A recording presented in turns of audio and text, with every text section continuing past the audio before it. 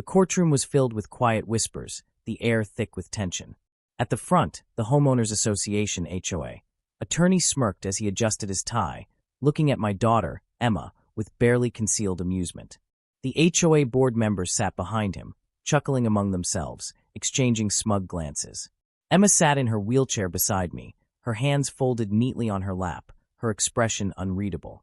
The attorney leaned forward, his voice dripping with condescension. "With all due respect, Your Honor, we don't believe this young lady," he paused, looking at Emma as if she were a mere child playing dress-up, "understands the complexities of the law. After all, she's limited in her abilities." The HOA members chuckled loudly. One even muttered, "Shouldn't she be in school instead of wasting the court's time?" Laughter rippled through their group. My fists clenched, my heart pounding in my ears. But Emma? She didn't even flinch. She simply blinked, tilting her head slightly, as if she were analyzing a puzzle. The judge frowned. "Mr. Carrington, I will remind you that this is a court of law. Show some respect." But Carrington, the HOA's smug lawyer, only chuckled. "Of course, Your Honor. But let's be honest. Does anyone here truly believe this girl understands property law, legal precedents, or the intricacies of this case?" Emma sighed softly, adjusting her glasses. Then, for the first time, she spoke. Her voice was calm, confident, sharp. "Well, Mr. Carrington, considering that I just spent the last 20 minutes listening to you completely misinterpret statutory property rights, I think the real question is, do you understand the law?" Silence. The courtroom froze. Carrington's smug grin faltered. The HOA members' laughter died in their throats. Emma's expression didn't change as she reached for a thick binder sitting on her lap, flipping through the pages effortlessly. "You just referenced case number 2014 LM 827 as a precedent for denying accessibility accommodations in a private neighborhood, but that case was actually overturned in 2016 under the Federal Fair Housing Act amendment." She flipped another page. "Not to mention your attempt to cite HOA versus Michaels, which you claimed set the precedent for architectural uniformity, overriding accessibility needs. That case was settled out of court, meaning it never set a legal precedent at all." She turned a final page, looking up at him with the sharpest of smiles. "So I suppose my limited abilities are still sharp enough to recognize that your entire argument is built on a foundation of sand." The judge's eyebrows shot up. The HOA members sat in stunned silence. Carrington's face turned beet red. Then he stammered, But Emma wasn't done. She closed the binder and leaned back, completely unfazed. "And that's before we even get to the fact that you've been misquoting state housing laws for the entire trial." The courtroom erupted. Gasps, murmurs, even a few suppressed chuckles. The judge actually leaned forward, clearly impressed. Carrington's mouth opened and closed like a fish gasping for air. The HOA members shifted uncomfortably, their confidence crumbling. And I just smiled, because my daughter, my brilliant daughter, had just flipped the entire case on its head. But what none of us realized at that moment was that the HOA had one final trick up their sleeve, and it would change everything. It all started 6 months ago, when we moved into the quiet, picture-perfect neighborhood of Willow Ridge Estates. The houses were pristine, the lawns perfectly trimmed, and the HOA ruled with an iron fist. At first, everything seemed fine, but that changed the moment we requested a wheelchair ramp for Emma. The first letter from the HOA came 3 days later. Denied. The second letter came a week after that. Fined $500 for violating community aesthetics. Then came the complaints, the notices, the fines that piled up thousands of dollars within a month. "We can't afford this," I told Emma one night as we sat at the kitchen table, the latest letter in my hands. "They're trying to push us out." Emma had been silent for a long time. Then, softly, she asked, "Can I see the letters?" I handed them over. She read through each one carefully, her eyes scanning every line of legal jargon. Then, she turned to me, her voice steady.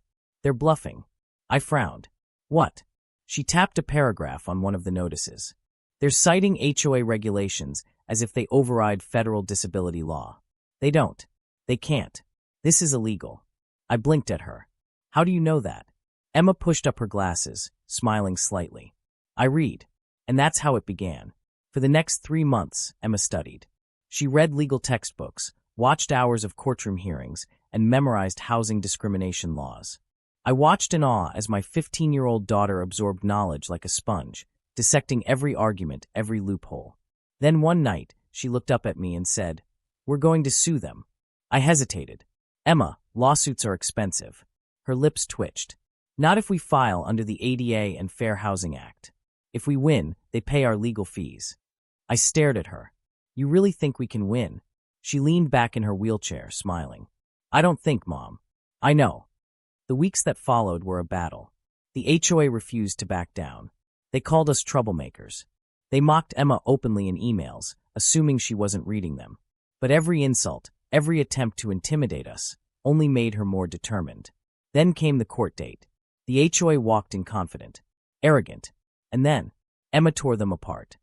Now, in the courtroom, after she had humiliated their attorney, Mr. Carrington, the HOA members sat frozen. The judge sighed, shaking his head.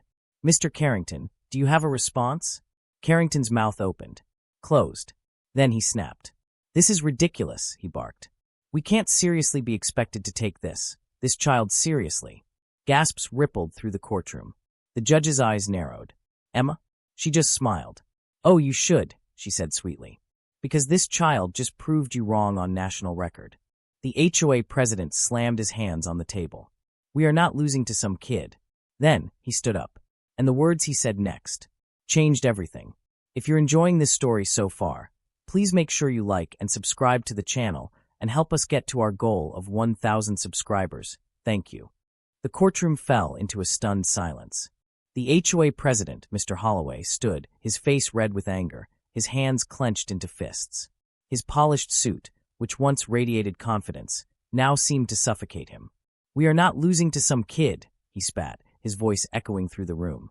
Emma didn't react. She simply blinked at him, waiting. The judge's gavel slammed down. "Mr. Holloway, sit down or I will hold you in contempt." Holloway hesitated, his nostrils flaring. He took a slow breath, forcing himself to calm down, before sitting back down with a glare. But then he smirked. "We'll see about that," he muttered. I didn't like the way he said it. Emma's fingers tapped against the binder in her lap, her mind already working. I could see it in her eyes. She wasn't just hearing his words. She was analyzing them, picking them apart like a puzzle. She turned to me and whispered, "They're planning something." I swallowed hard. "Like what?" "I don't know," she admitted. "But whatever it is, they think it's enough to stop us." I looked across the room. The HOA members were whispering among themselves, their smugness slowly returning. Something wasn't right, and we were about to find out what. 6 months ago, before this nightmare started, our lives were simple. We moved into Willow Ridge Estates because it was supposed to be a quiet, safe neighborhood. A fresh start after everything we had been through. Emma had been in a wheelchair since she was 10. Spinal muscular atrophy. It made everyday things harder for her, but she never let it stop her. She was brilliant, determined, and stronger than most adults I knew. I thought this neighborhood would be good for her. I was wrong. The HOA showed their true colors almost immediately. The first letter came just days after we moved in. Notice of violation. Unauthorized ramp installation. I frowned, rereading the letter. Unauthorized? It was a simple wheelchair ramp. It wasn't hurting anyone. I called the HOA office, expecting it to be a mistake. A woman with a clipped tone answered. "Yes, your ramp violates the architectural standards of the neighborhood. It must be removed immediately." I felt my stomach twist. "It's a disability accommodation. You can't just..." She cut me off. "It doesn't match the aesthetic guidelines of Willow Ridge Estates." I clenched my jaw. "That's discrimination." A pause. Then a cold chuckle. "Call it what you want. But the ramp needs to be gone in 7 days." I refused to take it down. And that's when the harassment started. First, the fines. Hundreds of dollars. Then, thousands. Next, the noise complaints. Neighbors we had never even met started filing bogus reports, claiming our home was too disruptive, even though we were one of the quietest families on the block. Then the threats. Letters telling us we would be evicted, that we were violating community standards and would be removed by force if necessary. Emma read every single letter carefully. "They're bluffing," she said one night. I sighed, exhausted. "How do you know?" She pointed to the wording. "They're quoting rules, but not laws. They're trying to scare us into leaving, but they can't actually make us." I frowned. "Then why keep pushing?" She thought for a moment, then her expression darkened. "They don't want a disabled kid in their perfect neighborhood," she whispered. My heart clenched. That was it. They wanted us gone. I should have felt afraid. But when I looked at my daughter, her eyes burning with quiet anger, I knew one thing for certain. They picked the wrong family. That's when we decided to fight back. We documented everything. Every fine. Every letter. Every insult. Emma started reading legal textbooks, watching court cases, and learning about housing laws. She spent weeks putting together a case, studying every loophole the HOA thought they could hide behind. Then, when she was ready, she did something that made me almost faint. She filed a federal lawsuit. On her own. I stared at the paperwork in shock. Emma, how did you? She shrugged. You can file online. I exhaled, shaking my head. This is crazy. She grinned. No, Mom. This is justice. Now back in the courtroom, after Emma had humiliated the HOA's lawyer, I knew we were winning. Until Holloway smirked again. He stood, adjusting his suit. Your Honor, he said smoothly, before this trial continues, the HOA would like to submit new evidence to the court. Emma's eyes narrowed. The judge frowned. This is highly unusual, Mr. Holloway. The evidence phase was closed. Holloway nodded. I understand, Your Honor. However, this document was only just discovered last night. He handed the judge a thick folder. Emma whispered, he's lying. The judge opened the folder, flipping through the pages. His brow furrowed. Explain this, he said, his tone cautious. Holloway cleared his throat. This is a legal agreement that Ms. Reynolds signed upon moving into Willow Ridge Estates. It explicitly states that homeowners must comply with all HOA regulations, including architectural restrictions. Emma stiffened. Holloway continued, his voice dripping with false sympathy. Unfortunately, this agreement overrides all legal claims the plaintiff has made today. He turned to Emma, smirking. It means that this lawsuit is invalid. A cold silence filled the room. I felt sick. Emma was frozen, her mind racing. The judge leaned forward. Ms. Reynolds, is this your signature? I swallowed hard. It was my signature. But I had never seen this specific clause before. I looked at Emma, panic creeping in. Sweetheart, can we fight this? Emma stared at the document. Then, suddenly, her lips curled into a smile. Holloway noticed. His smirk faltered. Emma's voice was soft but sharp. Well, Mr. Holloway, you almost got away with that one. The judge raised an eyebrow. Ms. Reynolds. Emma reached into her binder, pulling out another document. This agreement you just submitted? She placed it in front of the judge. It's fake. The courtroom erupted. Holloway's face drained of color. Emma adjusted her glasses. Nice try, but I can prove it. And with that, she flipped the entire case on its head again. The courtroom exploded into whispers. The HOA members shifted in their seats, their smug expressions gone. The judge, who had seemed uncertain just moments ago, now leaned forward with interest. Holloway? He froze. Emma tapped the document Holloway had submitted, her face calm, too calm. Nice try, she said, adjusting her glasses. But this contract is a forgery. The judge narrowed his eyes. Explain. Emma flipped open her binder, revealing a nearly identical document. This is the real agreement my mother signed when we moved in. She slid it toward the judge. And this, she pointed to the one Holloway submitted, is the fake one they just presented. Carrington, the HOA's attorney, stood abruptly. Objection. She's just a child. She's not a legal expert. The judge gave him a sharp look. She's citing evidence, Mr. Carrington. Unless you have an actual legal objection, sit down. Carrington clenched his jaw and slowly sank back into his chair. Emma turned back to the judge. If you compare the two documents, you'll see that the HOA added a new clause to their version. She pointed to a section in Holloway's document.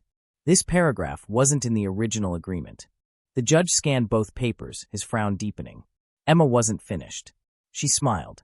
And if you check the date at the bottom of the forged contract, you'll notice that my mother's signature is there, but the HOA president's signature was added later.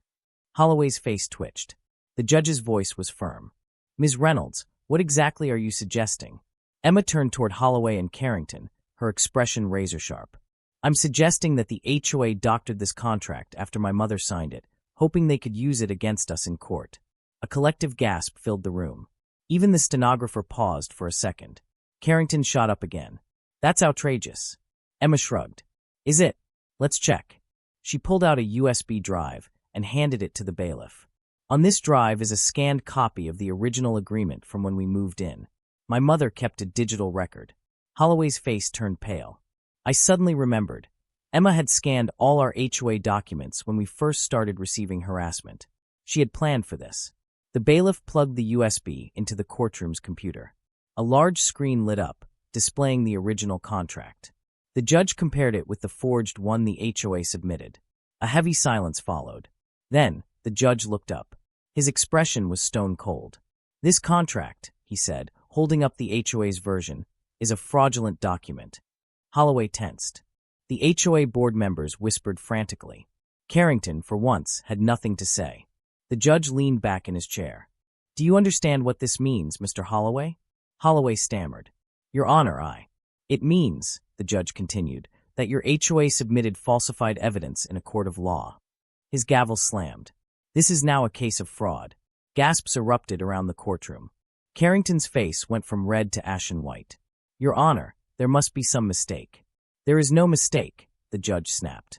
"And if you're about to argue that your own client accidentally submitted false evidence, then you'd better be prepared for the legal consequences." Holloway shook his head violently. This is all just a misunderstanding." Emma tilted her head, smirking. "Sure it is." The judge turned to the bailiff. "I want this contract analyzed immediately. If we confirm that the HOA tampered with this document, I will be recommending criminal charges." Holloway's mouth fell open. Carrington buried his face in his hands. And then pandemonium. The HOA members started arguing among themselves.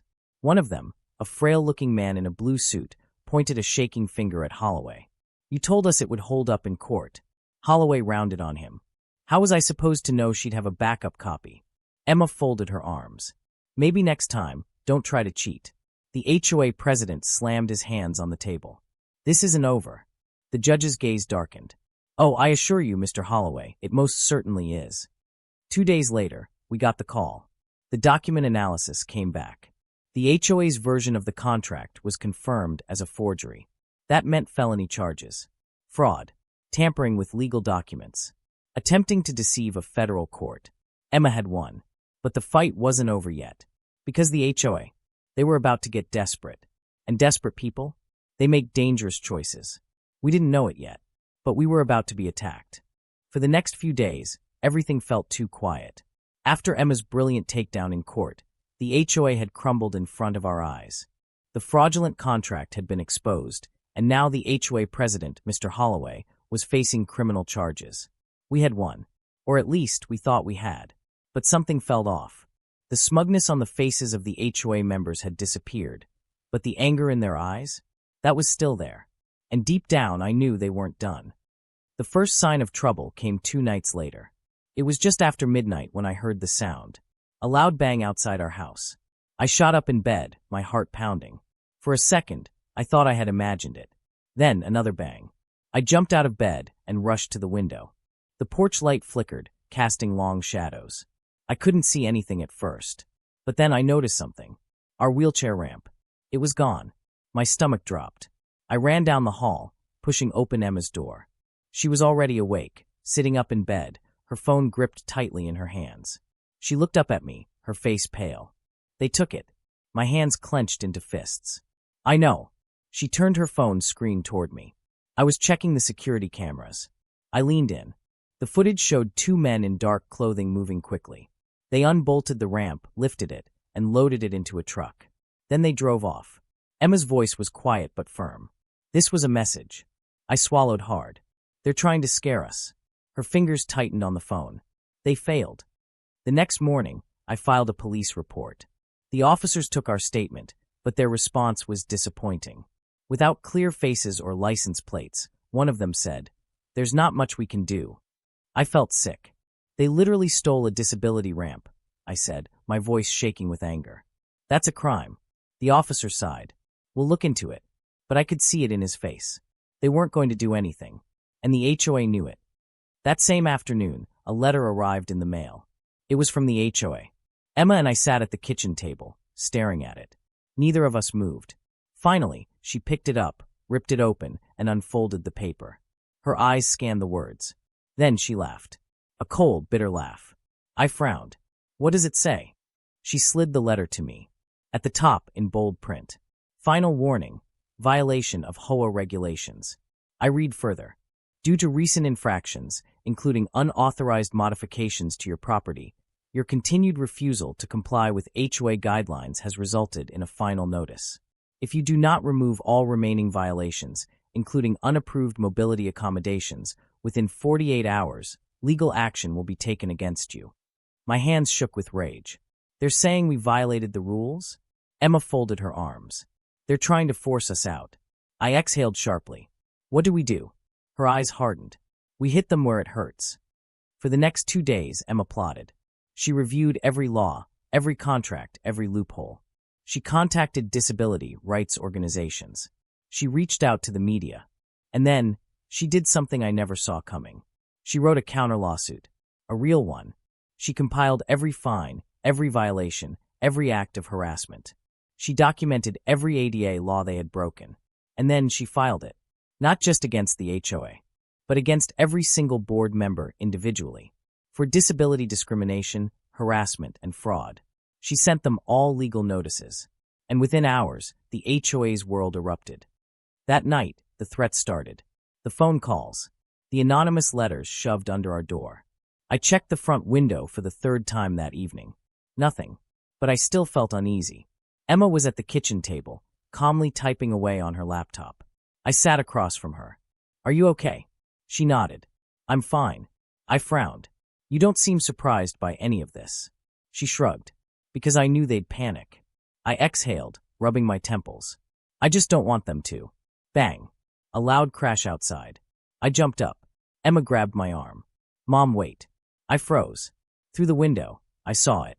Our house. Our garage door. Spray painted. Bright red letters. Get out. Emma stared at it. Then, slowly, she turned to me. Her face wasn't afraid. She was furious. I clenched my fists. This is too far. She nodded. They want a war. She closed her laptop, her voice calm. Let's give them one. I stood frozen, staring at the bright red letters smeared across our garage door. Get out. The paint was fresh, still dripping down the metal surface like blood. A threat. Not a warning. Not a fine. A threat.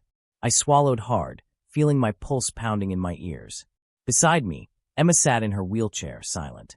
Not afraid. Not even surprised. Just angry. She exhaled slowly. Well, that's cute. I turned to her, my voice wavering. Emma, this is serious. I know. She reached for her phone. That's why I'm recording everything. She snapped photos of the garage, zooming in on the dripping letters. Then she switched to video, panning across our property. Her voice was calm but sharp. For the record, this is documented harassment against a disabled resident carried out by the Willow Ridge HOA. She angled the camera toward me. Mom, can you confirm when we received our last threat from them? I blinked, then nodded. This morning. The letter about our so-called violations. Emma zoomed in on the spray paint. And now, less than 12 hours later, this happens. She turned off the camera, then pulled up the police department's number. We're reporting this. The police arrived 20 minutes later. 2 officers stepped out, one older, the other younger. The younger cop looked concerned. The older one, his expression was blank. Someone spray-painted our garage, I told him. We have security footage. And this is just the latest in months of HOA harassment. The officer sighed, rubbing his chin. Do you have any proof that it was the HOA?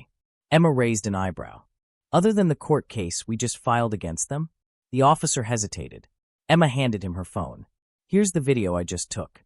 And we have security camera footage of 2 masked men stealing our wheelchair ramp 2 nights ago. Same people, same tactics. The older officer glanced at the younger one, then back at us. Look, he said, his tone bored. This sounds like a neighborhood dispute. If you don't have clear faces, there's not much we can do. My blood boiled. This is a hate crime. They targeted my disabled daughter. Ma'am, he interrupted, holding up a hand. Without clear suspects, this is just vandalism. Emma didn't blink. So you're saying we have to wait until they do something worse? The officer sighed. We'll file a report, but I wouldn't hold my breath. Emma clenched her jaw. Noted. As soon as the cops left, Emma's calm mask cracked. She wheeled herself inside, slamming her laptop open. I followed. Emma, what are you? She was already typing. Police won't help, she muttered. So we make it impossible to ignore. Her fingers flew across the keys. Within minutes, she had compiled everything. the threats, the fines, the stolen ramp, and now the vandalism. Then she opened Twitter and posted everything. It didn't take long. Within an hour, the post blew up. Thousands of shares. Hundreds of comments. Then, the news stations started calling. And the HOA. They panicked. By the next morning, there were reporters on our street. I peeked through the curtains, my breath catching in my throat. Cameras. Microphones. Journalists talking into live feeds. Emma. She was calmly drinking orange juice. I turned to her. Emma, you did this? She smirked. They thought they could bully us in silence. So I made sure the whole world is listening. I exhaled. And what happens now? She tapped her phone. We see just how scared the HOA really is. It took 3 hours before the first HOA member cracked. A man in a navy blue suit stormed up our driveway. Emma and I stepped outside. I recognized him immediately. Mr. Bradford, the HOA's vice president. His face was red, his eyes flashing with panic. What the hell did you do? He hissed. Emma tilted her head. You'll have to be more specific. He waved his phone in the air. The HOA is on the news. Our emails are being leaked. People are calling us ableist scumbags. Emma sipped her juice. Huh. Bradford stepped closer, lowering his voice. Take it down. I stiffened. Excuse me. You heard me. He glared at Emma. Delete the posts. Call off the reporters. Or this gets worse for you. Emma's smile didn't waver. Oh, Mr. Bradford, she said sweetly. This is only the beginning. His eye twitched. You don't know what you're doing. Emma shrugged. Let's find out. Bradford's jaw clenched. Then, his voice dropped lower. We can still end this quietly. Emma leaned forward. Oh, how? His eyes darted to the cameras. Not here. Emma smiled. Scared. He gritted his teeth. Come to the HOA office. Today. No cameras. No reporters. Just you and me. Emma's eyes gleamed. Deal. I whirled on her. Emma, no. She squeezed my hand. Trust me. Bradford smirked. See you at 5 p.m. Then, he turned and walked away. Emma finished her juice. I stared at her. Emma, what are you thinking? She rolled back toward the house, calm as ever. I'm thinking. She tapped her laptop. That Bradford just made a huge mistake. She opened a new document. And on the screen, in bold letters, she typed. Operation, take down the HOA. This wasn't just a fight anymore. This was war. If you're enjoying this story so far, please make sure you like and subscribe to the channel and help us get to our goal of 1,000 subscribers. Thank you. Bradford's jaw clenched so tight, I thought his teeth might shatter.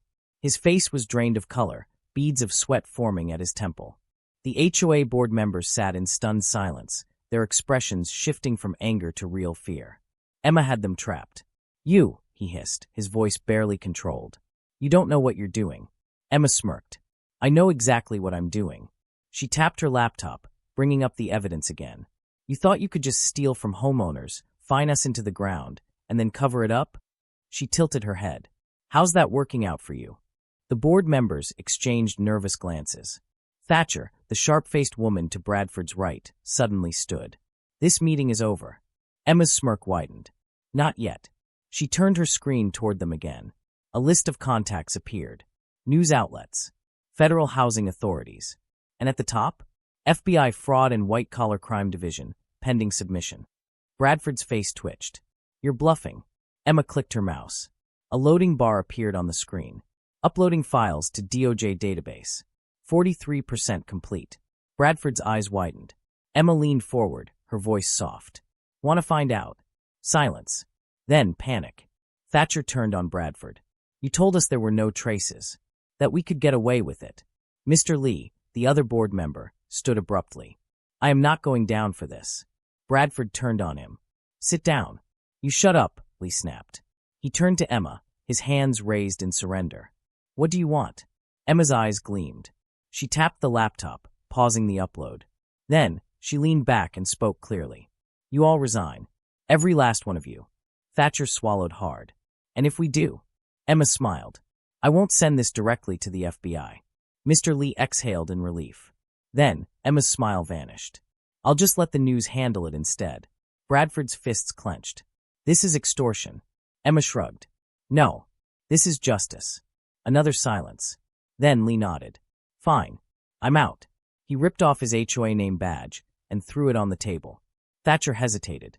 Then, she let out a long sigh and did the same. Only Bradford remained. His eyes burned with rage. You'll regret this. Emma tilted her head. I really won't.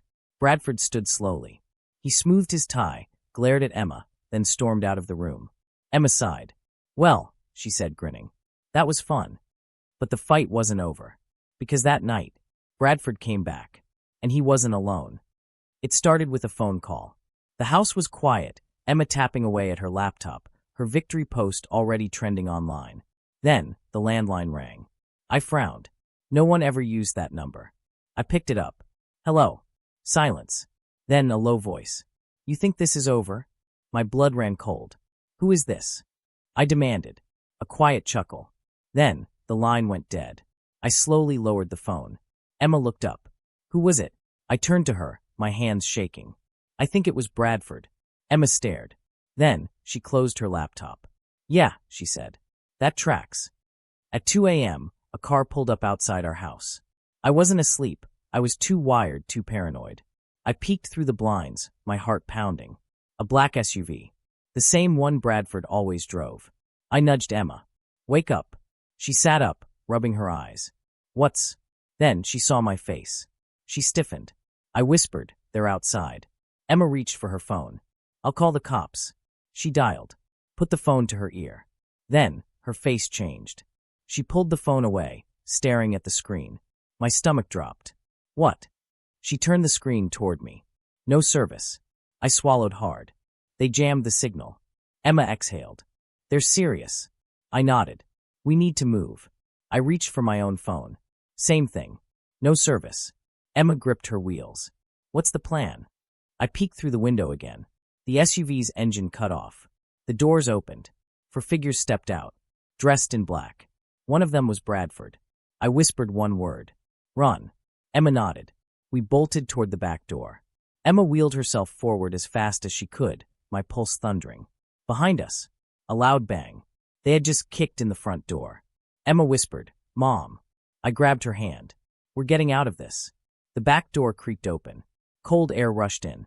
We slipped into the backyard. Footsteps pounded inside. We had seconds. I turned to Emma. We need to make it to Duke's place. Duke, the former hacker who helped us dig up dirt on the HOA. He lived just a few blocks away. Emma nodded. Let's go. We rushed into the night. Bradford's voice echoed behind us. Find them. The night air was thick with panic as we raced through the backyard.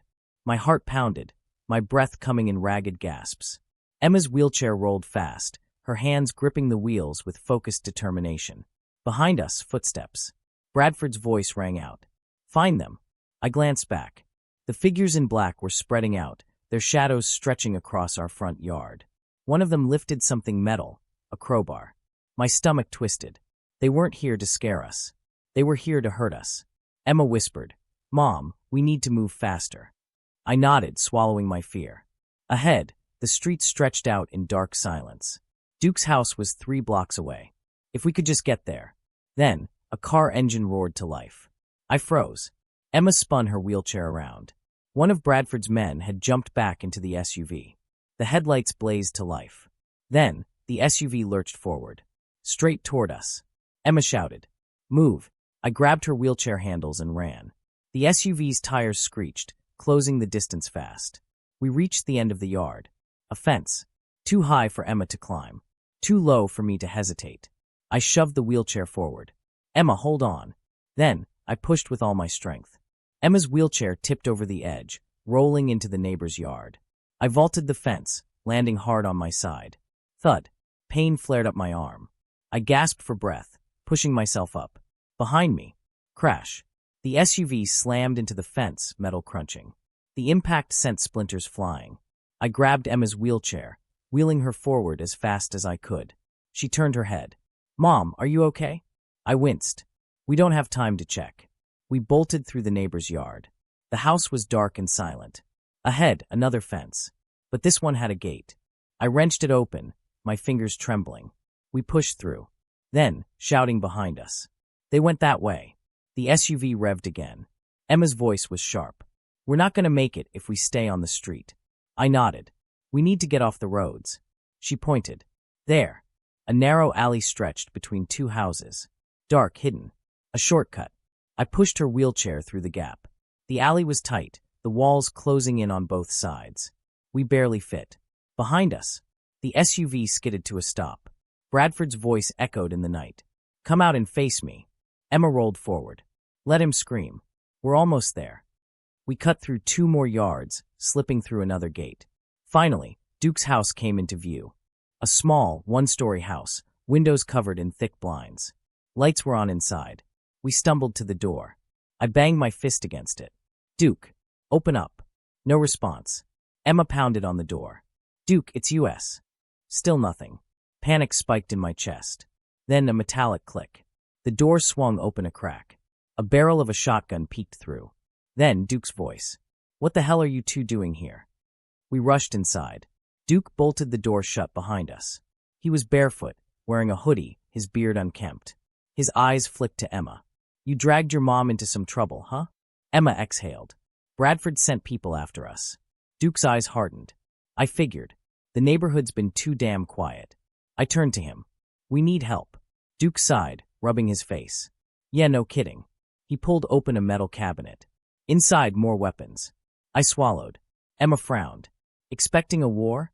Duke snorted. "Not a war. Just idiots who don't know when to quit." Emma took out her laptop. "They cut our phones. Jammed our service." Duke nodded. "Figures. Bradford's got shady contacts." Emma's fingers flew across the keyboard. "I'm overriding their jammer." Duke raised an eyebrow. "You can do that." Emma smirked. "I just did." The Wi-Fi blinked back on. My phone vibrated. I glanced down. Full service. Emma's eyes gleamed. "Now we call the cops." I grabbed my phone, but Duke stopped me. "No," he said, voice sharp. "Not yet." Emma frowned. "Why?" Duke sighed. "Because cops won't do jack unless they catch these guys red-handed." I hesitated. "So what do we do?" Duke leaned forward. "We set a trap." Emma smiled. "I like the way you think." Duke's plan was simple. Bradford's men thought we were running, so we'd make them think they won. We used Duke's security cameras to track them. They were circling the neighborhood, searching. Duke tapped his screen. "They're looking for your car." Emma smirked. "So let's give them one." An hour later, the trap was set. Duke had a spare car, parked just down the street, hidden from view. Emma hacked into Bradford's email and sent him a message. "We give up. Meet us at the old parking lot. No cops. Just you." I watched her type, my stomach tight. "You really think he'll fall for that?" Emma grinned. "Men like him always do." Duke nodded. "And when they do?" He loaded his shotgun. "We'll be waiting." 30 minutes later, Bradford took the bait. We watched through security feeds as his SUV rolled into the abandoned parking lot. He stepped out, alone, looking furious. He pulled out his phone, texted back. "Where are you?" Emma smirked. She texted back one word. "Smile." Bradford frowned. Then his phone buzzed again. A video. Live security footage of himself. Emma's voice rang through the speaker. "We see you. And so does the FBI." Bradford's face changed. Real fear. He spun around, but it was too late. Police sirens screamed through the night. A dozen squad cars raced into the lot. Bradford's men tried to run. They didn't get far. Within minutes, it was over. Bradford was on his knees, hands behind his head. Emma leaned back, watching from Duke's laptop. She smirked. "Well," she said, "that was easy." I let out a shaky breath. "It's over." Emma's eyes twinkled. Almost. Because Bradford wasn't going down alone. He was about to turn on the entire HOA. And this time, they wouldn't escape. The next morning, the news exploded. HOA president arrested in night raid. FBI investigates Willow Ridge HOA for fraud and harassment. Residents speak out against years of corruption. Emma sat at the kitchen table, scrolling through her laptop. A smug grin played on her lips as she sipped her coffee. "Mom," she said, tapping the screen, "we broke the internet." I exhaled, still processing everything. Less than 12 hours ago, Bradford was chasing us through the streets. Now he was sitting in a jail cell. Duke leaned against the counter, arms crossed. "He's not getting out anytime soon." Emma nodded. "And if he does, he's turning on everyone." I frowned. "What do you mean?" Duke smirked. "Bradford's a snake. The moment he realizes he's on his own, he'll throw the whole HOA under the bus to save himself." Emma grinned. "Which means?" Duke cracked his knuckles. It means we're about to watch a lot of rich people panic. And panic they did. By noon, the remaining HOA board members had called for an emergency meeting. We weren't invited. But that didn't stop Emma from hacking into their video call. She set her laptop on the table, and within seconds, we had a front row seat. The screen flickered, revealing a chaotic mess. Ms. Thatcher was pacing. Mr. Lee was sweating profusely. Several other board members looked completely terrified. This is a disaster, Thatcher hissed. The news won't stop calling. Lee groaned, wiping his forehead. Bradford was a fool. He should have handled this quietly. A third board member, a bald man in a navy suit, scoffed. Handled it how? He already made a mess of the books. If the FBI starts looking into financials, we're done. Emma leaned back. They're crumbling. I watched, my stomach twisting. These people had made our lives miserable for months. Now they were acting like helpless victims. Thatcher slammed her hands on the table. We need to make this go away. Emma smirked. And here comes the desperation move. Thatcher inhaled sharply. We throw someone under the bus. My breath caught. Emma's grin faded. Thatcher continued. Bradford's already gone. If we can distance ourselves, we might survive this. Lee nodded quickly. Yes. We say he acted alone. That he was using HOA money without our knowledge. The bald man hesitated. But we approved all the fines he issued. Thatcher's eyes darkened. Then we say the residents were lying. Emma sat up straight. Oh, hell no. I stared at the screen, disgusted. They're going to blame us? Duke shook his head. Classic move. Lie, deny, and hope no one notices. Thatcher pressed her fingers to her temples. We need to issue a statement today. Something that clears our names. Lee nodded. We'll say the lawsuit was baseless. That the Reynolds family was trying to scam us. My blood boiled. Emma exhaled, completely calm. Then, she unmuted herself. A loud beep echoed through the call. Thatcher froze. Lee went pale. The bald man flinched. Emma's voice came sweetly through the speakers. Hi, everyone. For a full 10 seconds, the board members sat frozen in horror. Then Thatcher exploded. How did you get into this call? Emma smiled. You're using the same outdated HOA software from 2012. A pigeon could hack it. Lee stammered. This is illegal. Emma tilted her head. Oh, you mean like forging legal documents? Like embezzling HOA funds? The bald man groaned. Oh, we're screwed. Emma grinned. Yep. Thatcher slammed her laptop shut. The call ended. Emma leaned back, stretching. That was fun. I stared at her. Emma, what just happened? Duke chuckled. She just made sure they know they're doomed. Emma cracked her knuckles. Now we just sit back and watch them self-destruct. And self-destruct they did. By the next morning, 2 board members resigned.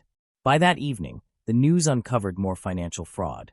By the end of the week, the entire HOA collapsed. Emma's lawsuit. It wasn't just a lawsuit anymore. It became a federal investigation. But Bradford, he wasn't done. Because in the middle of all this chaos, he escaped. The news broke late at night. I was half asleep on the couch when Emma's phone buzzed violently. She picked it up, squinting at the screen. Her eyes went wide. She sat up so fast her laptop nearly slid off her lap. Mom, she whispered. I rubbed my eyes. What? She turned the screen toward me. The breaking news headline read, ex-HOA President Bradford escapes police custody. FBI launches manhunt. My stomach dropped. Duke, who had been snoring in the recliner, snapped awake. What the hell? I grabbed Emma's phone, scrolling through the details. Bradford had been in temporary holding, awaiting transfer to a federal facility. But during transport, the convoy was attacked. The official report said that masked men ambushed the vehicle, disabled the officers, and broke him out. Now he was missing. Emma clenched her jaw. He had help. Duke nodded. Someone with money and power. I swallowed hard. You think it's the HOA? Emma frowned. What's left of them? The board is gone. Their accounts are frozen. Who else would risk prison for him? A cold silence filled the room. Then, Duke's phone buzzed. He checked it. Then his face went hard. He turned the screen toward us. It was security footage. From his own house. And on the screen, a black SUV. Parked right outside. I shot up. They're here. Emma was already moving. She grabbed her laptop, rolling toward the back door. Duke checked his cameras again. 2 guys. Suits. Not cops. I felt a chill crawl up my spine. What do they want? Emma's voice was cold. They're looking for us. Duke nodded. They ain't getting you.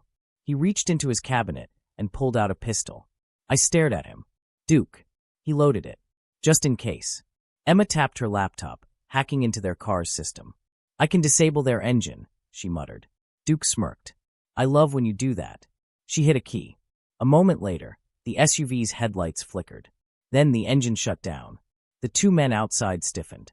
One of them tapped his earpiece, looking confused. Duke chuckled. They ain't going anywhere. Emma exhaled. Okay, now we call the cops. Bang. The front door exploded inward. They were inside. Duke shoved me and Emma toward the back door. Move. Emma wheeled forward fast, gripping her laptop. I grabbed the doorknob, but the back door was locked. I yanked it. Duke. He cursed. They jammed it. Emma spun her chair around. Footsteps pounded through the house. The two men moved fast. Tactical gear. Black gloves. No badges. Not cops. The first man lunged. Duke fired. The gunshot roared. The bullet grazed the man's shoulder, sending him stumbling back. Emma didn't waste time. She pulled a pepper spray canister from her bag and blasted the second guy in the face. He screamed, clawing at his eyes. Duke grabbed a metal baseball bat, swinging at the first attacker. It cracked against his ribs. I grabbed Emma's wheelchair and pushed her toward the side window. Our only exit. Emma whispered, "We have to go. Now." Duke blocked the door, glaring at me. "Get her out of here." I hesitated. "What about you?" He grinned. "I'll catch up." I pushed Emma toward the window, shattered it with a chair. Then, we slipped into the night. We ran. Through alleyways, backyards, empty lots. I pushed Emma's wheelchair, my breath burning in my chest. Behind us? Shouting. They were following. Emma gripped her laptop. "Mom, we need to disappear." I panted. "Where do we go?" She pointed. "The train station." I blinked. "What?" She smirked. "Bradford's hiding. Time to make him think we are too." 10 minutes later, we reached the downtown train station. The place was packed. Commuters. Families. Travelers. Emma rolled inside, weaving through the crowd. I stayed close, heart pounding. "Emma, what's the plan?" She pulled out her laptop, typing furiously. "I'm gonna leak his location instead of ours." I froze. "What?" She grinned. "Bradford's still hiding somewhere. He's not just running. He's waiting." I swallowed hard. Waiting for what? Emma's voice was sharp. "For us to die." I felt ice in my veins. But Emma? She was calm. Because she had a plan. She hacked into the surveillance feeds. Then, she uploaded Bradford's last known coordinates to a crime forum. And typed one message. "Ex-HOA President Bradford spotted. $10,000 reward for location details." She hit send. Then she turned to me. "Now," she said, "the whole city is looking for him." I stared. "Emma." She grinned. "Let's see how he likes being hunted." For the next 2 hours, we stayed low. Then, her laptop beeped. A ping. Emma's eyes gleamed. She turned the screen to me. A camera feed. Showing Bradford. Hiding. At a private airstrip. Emma smiled. "Well," she said. "That's interesting." I swallowed. "What do we do now?" She cracked her knuckles. "We take him down." The image on Emma's laptop screen flickered. A grainy security feed showing Bradford pacing inside a private hangar. He was nervous. Checking his watch. Talking on the phone. Looking toward a private jet. My breath caught. "He's trying to leave." Emma nodded, her fingers flying across the keyboard. He must have had this planned. A backup escape. Duke, who had caught up with us at the train station after shaking off the attackers, leaned over her shoulder. "Where's this airstrip?" Emma pulled up a map. Southside Industrial Zone.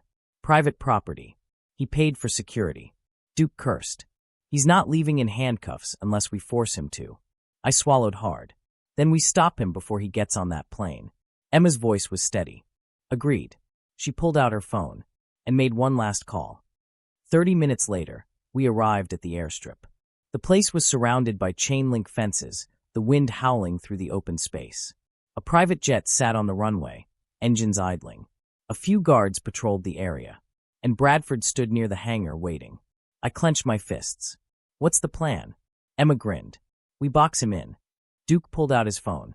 "I got my old contacts in play. FBI's 10 minutes out." Emma nodded. "Then we make sure Bradford stays here until they arrive." I hesitated. "And if he tries to run?" Emma's smirk widened. He won't. She pulled up an app.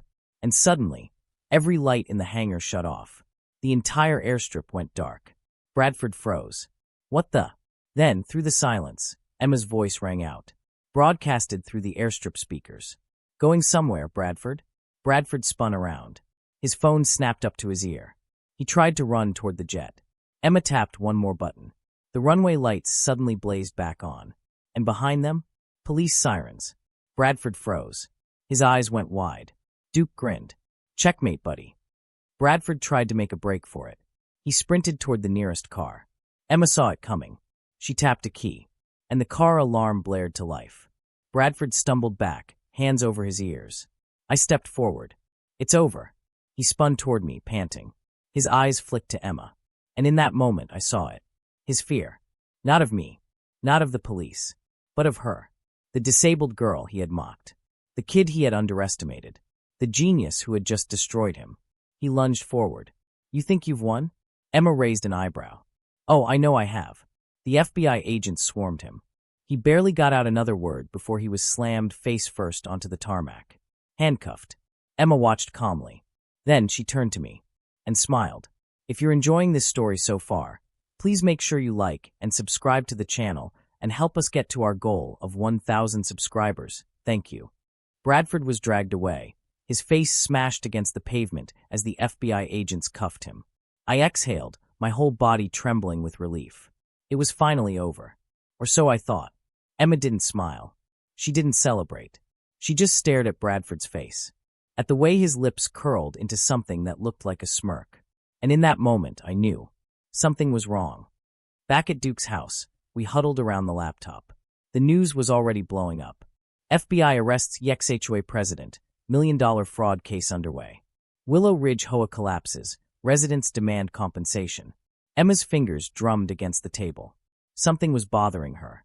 I sat beside her, rubbing my arms. We did it. He's gone. Emma didn't answer. Duke leaned back in his chair. Kid, you look like someone just stole your lunch. Emma's voice was sharp. He smirked. Duke frowned. Who?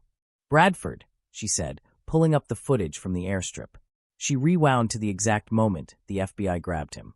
Then she paused, zoomed in, and we saw it. Bradford, face against the pavement, a tiny smirk tugging at his lips. Duke exhaled. That son of a... Emma leaned closer.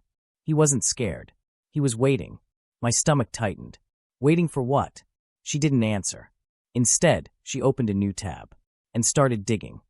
It took 3 hours. But then, Emma's eyes widened. She grabbed my wrist. Mom. I froze. She turned the screen to me, and what I saw made my blood run cold. A list of financial transactions. But these weren't Bradford's. They were from someone else. Someone higher. Someone who had been pulling the strings all along. Duke leaned in. Oh hell. Emma pointed to the name at the top. A name we hadn't seen before. A name that sent a chill down my spine. The true mastermind.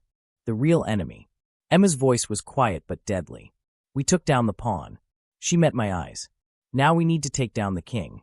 I stared at the name on Emma's laptop screen, my stomach twisting into knots.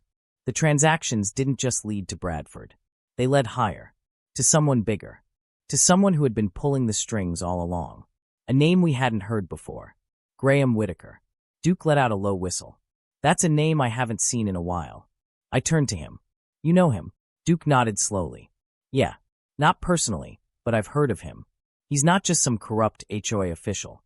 He pointed to the screen. This guy runs multiple real estate developments. Huge projects. $1 million deals. Emma's fingers flew across the keyboard. Which means... I swallowed. Bradford wasn't working alone.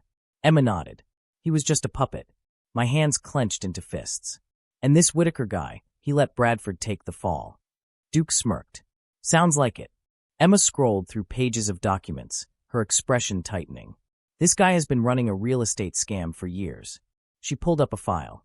It showed a map of different neighborhoods, ones that had been targeted by HOA abuse, illegal evictions, and property seizures. Emma pointed. See this? She highlighted Willow Ridge Estates. Our neighborhood. Duke frowned. He's been using HOA boards as enforcers. Emma nodded. He buys up properties for cheap, lets the HOA pressure people into leaving, then flips the properties for a massive profit. I felt sick. All those people who lost their homes, it wasn't just about rules, or fines, or community standards. Emma's voice was sharp. It was always about money. Duke let out a slow breath. So what's the move? Emma's eyes gleamed. We do what we do best. I raised an eyebrow. Expose him. She grinned. Oh no. Her fingers flew across the keyboard. We ruin him. For the next 24 hours, we hacked, researched, and built our case. Emma was unstoppable. She dug up shell companies, secret accounts, and evidence of tax fraud. Duke cracked private databases, pulling up Whitaker's offshore accounts. I compiled stories from victims. Families pushed out of their homes, elderly residents who had lost everything. By the next night, we had enough dirt to bury him. Emma sat back, cracking her knuckles. Duke whistled. This ain't just a lawsuit anymore. I nodded. This is a criminal case. Emma smirked. And tomorrow? She clicked a button, and a countdown timer appeared on the screen. Whitaker exposed, file drop in 12 hours. She turned to us. In 12 hours, the world finds out everything. But we didn't get 12 hours. Because 5 hours later, a black van pulled up outside Duke's house, and the lights went out. I felt a chill run down my spine. Duke peered through the blinds. Emma's laptop screen glitched. Then a message appeared. Stop now. Final warning. My breath caught. They found us.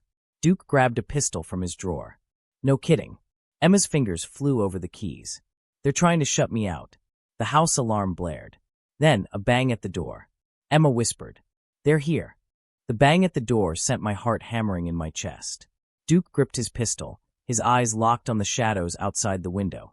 Emma's fingers flew across her keyboard. They're jamming our signals again. I can't get a message out. I swallowed hard. How many are there? Duke peered through the blinds. 4, he muttered. Maybe more in the van. Another bang. Then a voice. We know you're in there. Open the door, and no one gets hurt. Duke let out a sharp laugh. Oh, that's cute. Emma kept typing. I'm setting up a remote data transfer. Even if they take my laptop, the file will still drop. Another bang. Then, the unmistakable sound of a lock being picked. Duke's grip tightened on the gun. This is gonna get messy. Emma hit a final key. Her laptop beeped. Done, she whispered. The evidence will go live no matter what. I exhaled. Then we just have to survive. Duke nodded. Yup. Then, the front door burst open. 4 men stormed in, dressed in black tactical gear, faces hidden behind masks. One of them held a stun gun. Another, a metal baton. Not here to talk. Here to make us disappear. The first guy lunged. Duke fired. Bang. The bullet slammed into the man's shoulder. He screamed, dropping the baton as he collapsed onto the floor. The others hesitated. Then they charged. Duke fired again, but his gun clicked empty. Out of ammo. The second guy swung his baton. Duke barely dodged, grabbing a chair and slamming it into his attacker. I grabbed Emma's wheelchair and pushed her toward the hallway. Go! I shouted. Emma rolled fast. Another man lunged at us. I grabbed the first thing I saw, a lamp, and smashed it over his head. He staggered, cursing. Emma wheeled around, grabbing something from her bag. A taser. She pressed it into the man's ribs. BZ. He screamed, collapsing to the ground. Emma exhaled. That works. Duke was still fighting the last guy. They grappled, knocking over furniture, crashing into the cabinets. Then, Duke grabbed a fire extinguisher and slammed it into the guy's face. Crack. The man collapsed instantly. Duke panted. That was fun. Emma wiped her forehead. More might be outside. I nodded. Then we need to get out of here. Duke grabbed his car keys. Back door. Now. We rushed outside. The black van was still parked near the curb, the engine running. Emma tapped her laptop. I can disable it, she whispered. Duke smirked. Do it. Emma hit a key. A moment later, the van shut off. The driver, who had been waiting inside, panicked. Duke walked up to the window, knocking on it. Hey, buddy. The driver's eyes widened. Then, Duke punched through the glass. Bam! The guy slumped over, unconscious. I blinked. Was that necessary? Duke shrugged. Felt good. Emma grinned. Let's go. 15 minutes later, we were on the highway, speeding toward the FBI headquarters. Duke drove, gripping the wheel tightly. Emma's eyes flickered to the countdown timer. 4 hours until the file drops. I exhaled. We just have to last a little longer. Emma nodded. Then the world knows the truth. Duke muttered, hope Whitaker's ready for hell. Emma smirked.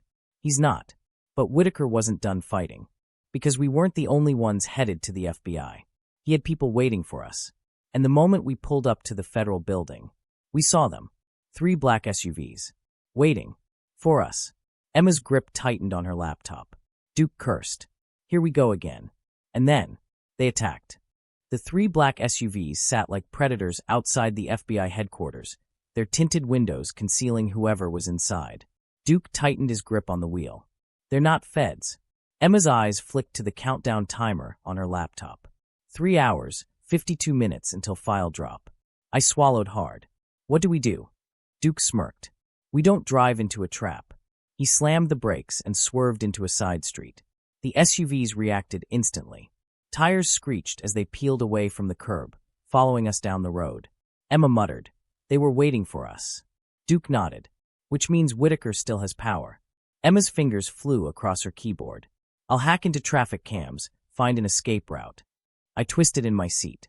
They're gaining on us. Duke hit the gas, dodging through traffic. Then let's give them a ride they won't forget. The chase began. The first SUV pulled up alongside us, a man leaning out the window, holding a gun. Emma shouted, left. Duke swerved hard. The shot missed, shattering a streetlight instead. I ducked, heart racing. They're trying to kill us. Duke gritted his teeth. Wouldn't be the first time. The second SUV sped up, trying to box us in. Emma typed furiously on her laptop. Mom, get ready to grab the wheel. I stared at her. What? She turned the screen toward me. It showed the SUV's onboard computer systems. She smirked. I'm about to shut them down. The first SUV accelerated, lining up for another shot. Emma hit a key. The enemy SUV's engine stalled. The driver panicked. The SUV spun out, crashing into a lamppost. Emma fist-pumped. One down. The second SUV rammed into our side. Duke cursed. They're getting desperate. Emma hit another key. The brakes locked up on the second SUV. It skidded violently, slamming into the guardrail. I exhaled shakily. That was insane. Emma grinned. Fun, right? Duke chuckled. Kid, remind me never to get on your bad side. But the third SUV was still behind us. And this one, it didn't slow down. Emma frowned. This one's different. I turned.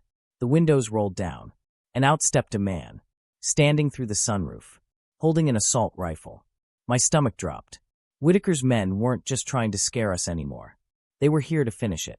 Emma's eyes narrowed. Not today. She tapped her laptop one final time, and every streetlight in the area turned green. Traffic poured onto the road. The third SUV, unable to stop in time, plowed straight into oncoming cars. The crash was massive. Flames erupted from the wreckage. Duke let out a low whistle. Well, that's one way to handle it. Emma smirked. Told you I had a plan. We pulled into an underground parking garage, hearts still racing. Emma exhaled. We're almost there. Duke leaned back. So, we just walk into the FBI building. Emma checked her countdown. 3 hours, 15 minutes until file drop. She smiled. No. She opened her laptop. We bring the FBI to us. 10 minutes later, sirens surrounded the garage. A SWAT team stormed in. Emma held up her hands. Before anyone gets trigger-happy, she said, we're the good guys. An agent stepped forward. Emma Reynolds? She nodded. The agent sighed. You have no idea how many people want to talk to you. She grinned. Good. The underground parking garage buzzed with chaos. FBI agents swarmed the area, their radios crackling, their faces dead serious. Duke leaned against the car, arms crossed. You know, I usually don't like the feds. But today, I'm feeling sentimental. Emma smirked, holding up her USB drive. They're gonna love what I have for them. The lead agent, Special Agent Delgado, stepped forward. His badge gleamed under the flickering fluorescent lights. He looked at Emma with thinly veiled admiration.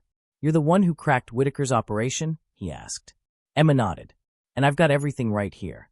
She handed him the USB. He plugged it into a secure tablet, his eyes scanning the files. And then, his face changed. His eyes widened. His lips parted, reading through years of fraud, money laundering, illegal property takeovers. Delgado whistled. This is enough to destroy him. Emma folded her arms. That was the idea. 30 minutes later, we were inside FBI headquarters. Delgado led us into a secured briefing room. The walls were lined with case files, monitors, and evidence boards. And at the center of it all, a massive display of Whitaker's empire. Emma took one look at it and grinned. "You guys work fast." Delgado smirked. "We've had our eye on Whitaker for years, but we never had enough to nail him." He turned to Emma. "Until now." The final takedown was broadcasted live. The FBI raided Whitaker's downtown high-rise while the entire world watched. News helicopters circled the building as SWAT teams stormed in. Whitaker? He tried to run. He barely made it 2 floors down before he was dragged out in handcuffs. Emma and I watched from the FBI office. She leaned back in her chair, grinning. "He thought he could buy his way out," she murmured. I exhaled. Not this time. The fallout was massive. With Whitaker's arrest, his entire empire collapsed. HOA boards across the country were investigated.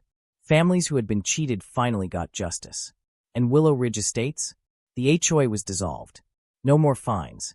No more corrupt board members. Just a neighborhood, free at last.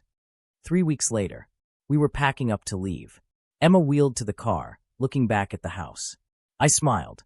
"Do you regret moving here?" She shook her head. "Not for a second." Duke leaned against the moving truck. "So what's next, kid?" Emma smirked. "Well," she said, "I did just take down an entire criminal empire." She grinned. "Maybe I should go to law school." Duke laughed. "You'd be terrifying." Emma winked. "Exactly." I wrapped my arm around her. "You can do anything, sweetheart." She smiled. "I know. If you're enjoying this story so far, please make sure you like and subscribe to the channel and help us get to our goal of 1,000 subscribers. Thank you.